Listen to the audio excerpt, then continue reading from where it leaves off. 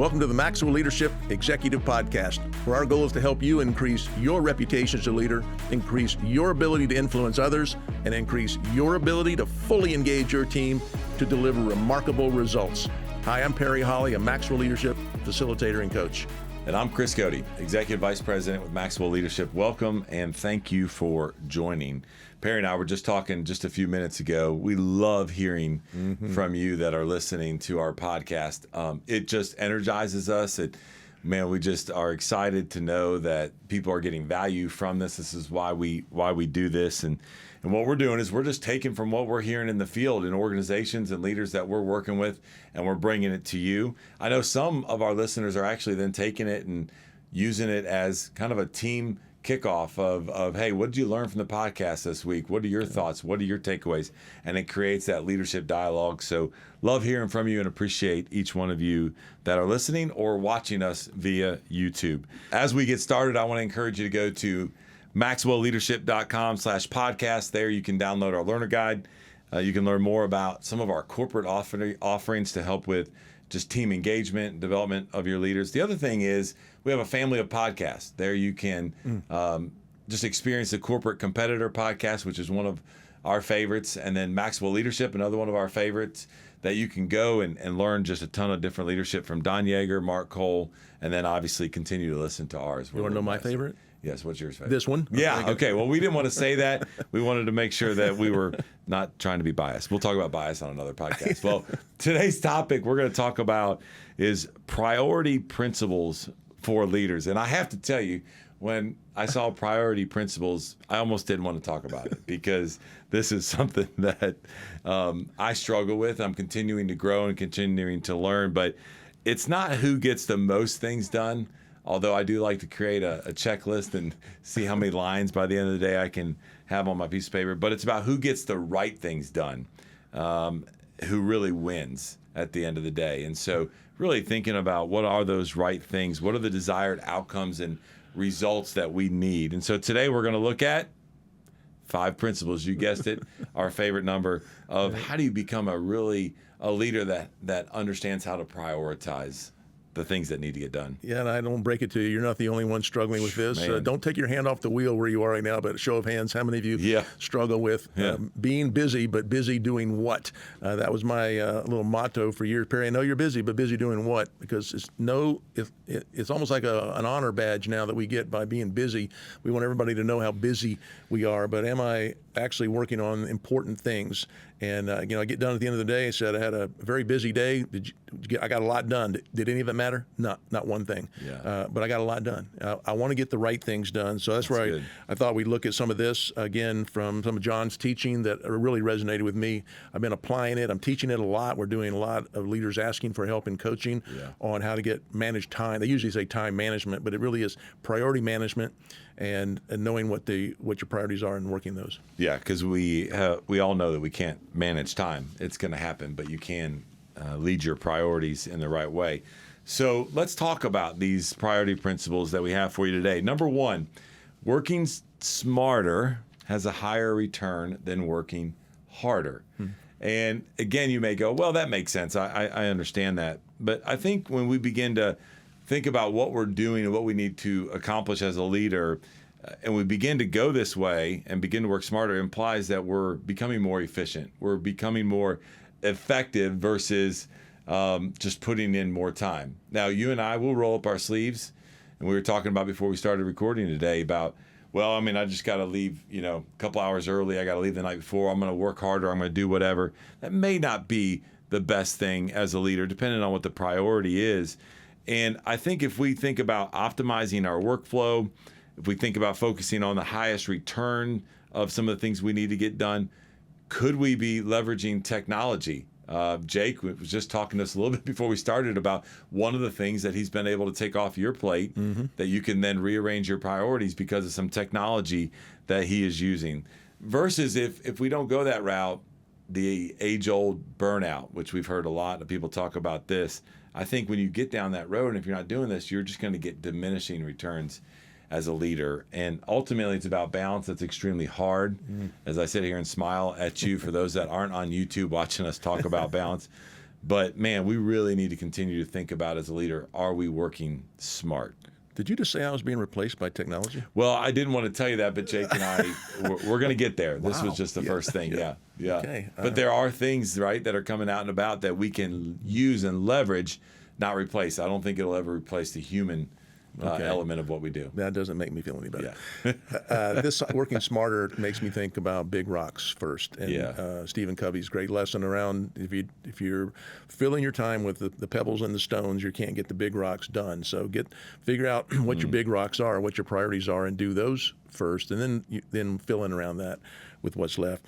Number 2 was an interesting. There's a statement. You can't have it all, and if you're like us, you say, what? Why not? Why what? not? What was that about?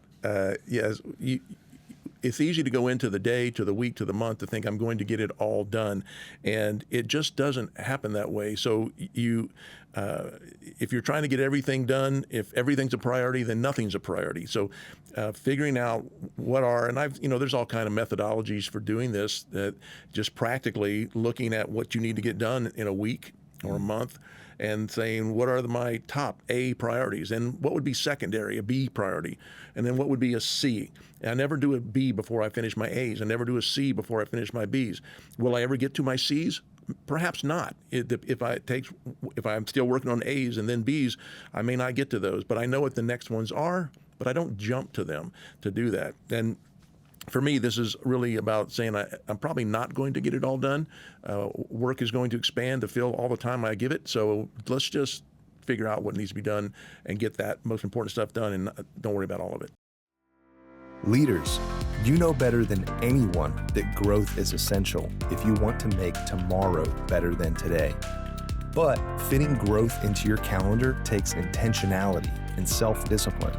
So, let Maxwell Leadership help make your growth achievable. You're invited to join thousands of worldwide leaders in using the Maxwell Leadership Growth Plan.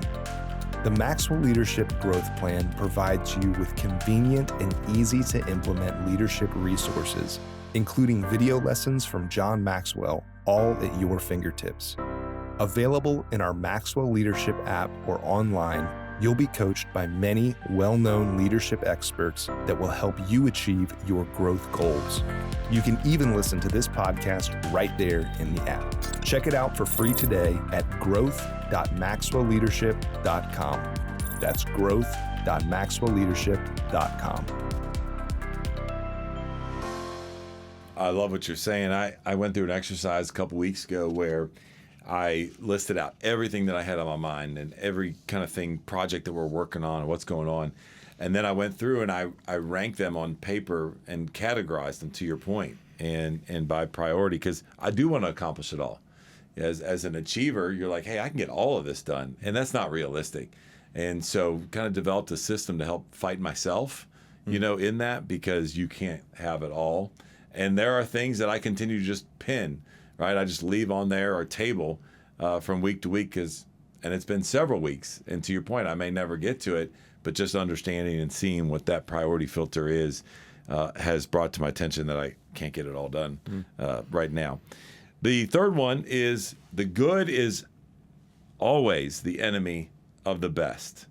I think if in this, it makes me think about a couple of things, where if things are good, maybe we get a little bit too content with the way that things are going. We don't take risks. We don't invest in different things for our business, for our team. We're less likely to want to change. By the way, if you don't like change, you will not last very long. And so you'll like irrelevance a whole lot less, as we've said here before. I also think if we continue to just be content and stay in the good, we're missing out on our full potential. Yeah. And so it's got to be a priority of ours to make sure that we're continuing to strive. And for me, it's really having that mindset of growth. And so what am I doing to grow so that I'm not staying in the good? I was listening to a recording of John the other day, and he was telling a story about being new in communication and as a young pastor, and he realized that he could just kind of mail it in. He could kind of wing it, and that the people in his congregation didn't have that high of expectation, and he could meet whatever they had. And he decided right then that that being good is the enemy of being great, and that he would actually take it to the next level, to raise it, to be great, to focus on the things that only he could do, to focus on the great things. You be not all the dozens of good things you could be doing, or complacency may sit in, but to really figure out what are the big high impact things I can be doing. So for me, that's when I thought about that one, it was around, sometimes you could just settle, it's good enough. No, I'm going to pick out a couple of things that make impact and work on those, and let the good things go for now, which is you can't have it all. Number 4, I want to play with you a little game here about back and forth off this, but the idea was just simple. It says that proactive beats reactive when it comes to being productive. Proactive beats reactive. And so a little word association. I gave you some ideas here, but I'll take the proactive side, which is really an initiator. Yeah. And by the way, leaders always initiate. Leaders don't wait for things to come. Leaders initiate. So if I'm thinking about being productive, and this goes back to John's Today Matters, but I love this. I think about it all the time. Initiators, we prepare. What do the reactors do? Clean up messes. Yeah. The word here is repair, but man, ultimately, if you're reacting, you're ended up cleaning up stuff. You haven't really kind of had the lens of what could be, and then you end up getting yourself in trouble. Yeah, repairing what you didn't do yesterday to do it today on that. If I'm an initiator, I plan ahead. And if I'm a reactor, I live for the moment. And I say that with a smile, because I am not like that, but I do have some people in my life and on my team that are like that. And for me, I just think that they are things you can miss out on if you don't plan ahead. If I'm an initiator, I pick up the phone and make contact. If I'm a reactor, I just wait for the phone to ring. Yeah, good. If I'm an initiator, I anticipate problems. And then as a reactor, I just react to the problems that show up on my plate. And I'll tell you, this is one thing right here for me that I love with people that I work with and on my team, is that if we are all thinking and anticipating problems ahead of time and sharing those, then I am hearing from my team and those around me things that I hadn't even thought about. That helps me anticipate. And so love being around people that anticipate the problems. Totally agree. If I'm proactive and I initiate, I seize the moment. And as if I'm reacting, I just wait for the right moment. If I'm an initiator, I put priorities in my calendar. And if I react, I put others' requests in their calendars. Talk a little bit about this one from your lens. Yeah, that you're you put the request in your calendar. It should read, but you're people come and make a request of you. You start scheduling your time and putting things out versus putting my priorities in my calendar first. Yeah, like even just thinking about this podcast, right? Like one of the things, this is a priority to us, and we have some team around us that helps us with this. And one of the things that we wanted to initiate was, hey, we've got to make this a priority. We've got to get this on our calendar. And so we have it calendar out all the way for the whole year, so that we know that we can make sure that this is a priority and it's in our calendar, and we don't allow other things to detract from it. I love that. Initiators, I would invest time in people. And as a reactor, I would spend time with people. This right here stands out to me in regards to level 4 influence. We talk about at level 4, what are you doing to develop people personally and professionally? And it's not just about spending time with them. You begin to develop people when you invest time in them. And it's just it's a different mindset. I love that too. I think the same thing is that when I'm in those precious one-on-one moments, when you have time with people, are you just spending time, talking about menial things, or are you actually investing time and talking about meaningful things? Yep. And finally, if I'm an initiator, I choose. And as a reactor, I lose. So I love that, and I love that we kind of shared that, and that'll be in the learner's guide that you can download and see that chart there. That's from John. Well, number 5 is we want to talk about the important needs to take precedent over the urgent. And obviously this leads right into the Eisenhower matrix that we're all very familiar with. If not, take a look at that. And that is where we talk about, hey, the important and the urgent, the not important and the not urgent, and what is on your plate? What priorities do you have? and where does it fall in that bucket? And I would encourage you not only to do this as an individual, but to do this with your team. The purpose of the content we bring with you is to help you lead and develop your team and that team cohesive. This is a great exercise to have your team walk through, where everybody's putting things that they're on the board and which category does it fall into, because, hey, there's a couple of things that may need to be eliminated off that. And it's probably one of the biggest challenges I see in this topic of being productive is we spend all the time in the urgent and important quadrant, the upper left, and not in the upper right, which is not urgent but important, is where most of your productivity is going to happen. And I just had a huge coaching call yesterday with someone who had not really ever thought about this. But and I'll probably do a podcast in the future about this dastardly little quadrant there called not important, but urgent. It's urgent, but not important. And I just noticed that a lot of people think everything that if it's urgent, it has to be important. And it starts to distract you from the things that really are important. We talk about working above the line. So at the top of that line, there is both important and urgent, important and not urgent. Below the line is not important and urgent, not important and not urgent. So below the line, everything's not important. Above the line, everything's important. How much time are you spending above the line? That's good. If I looked at your calendar and what you did today, what you're planning to do tomorrow, would it be above the line things? It's huge productivity gain if you can work above the line. Well, as we wrap up, leaders, I want you to understand this. Leadership is complex, right? Yes, you kind of giggle, and 14,000 thoughts just rolled through your head on why I said that. And there are different situations that require different approaches. And those approaches are going to be based off of how you prioritize what's on your plate. And you need to understand that you don't need to do everything. John talks a lot about the fact that if someone can do something as good as you, 80% as good as you, then give it to them. You'll create a natural coaching relationship, but more importantly, they're going to learn, they're going to grow, and they're going to be able to do it better than you.